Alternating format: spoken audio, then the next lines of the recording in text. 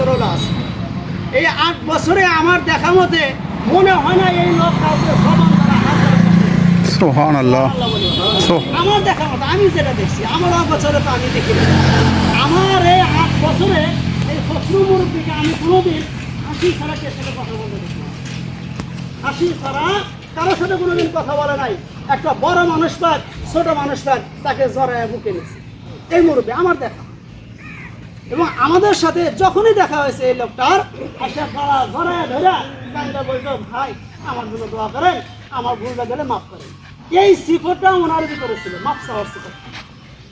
এটা সেই কোনো সিফত না, বহুত বড় একটা গুণ।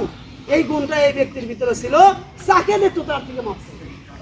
তো রাসূলের ভাষা প্রকৃত মুসলিম হলো সেই ব্যক্তি যার হাত ও জবান দ্বারা আর এক মুসলিম নিরাপদ।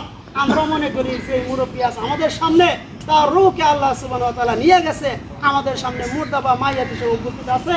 আমি এতটুকু তার সম্পর্কে আমি জানি, এই লোকটা হাত দ্বারা হোক মুখ দ্বারা হোক কোনো মানুষকে কষ্ট দেয় নাই বলে সুবহানাল্লাহ।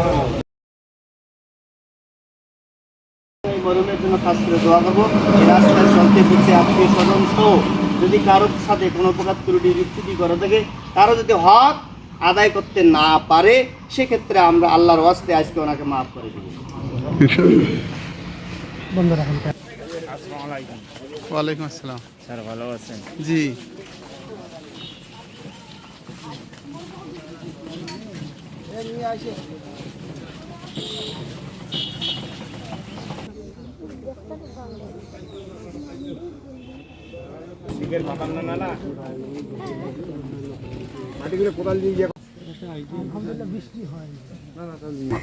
الحمد لله رب العالمين والعاقبة للمتقين والصلاة والسلام على رسوله محمد وآله وأصحابه أجمعين.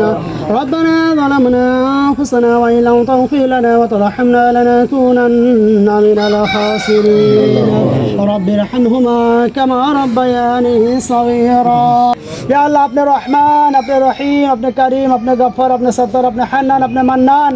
या अल्लाह আপনার সমস্ত গুনাহবলী নামের উসিলা করে আপনার বান্দাকে আপনি মাফ করে দিন। ইয়া আল্লাহ হাজরানা মজলিসের প্রত্যেককে আপনি মাফ করে দিন।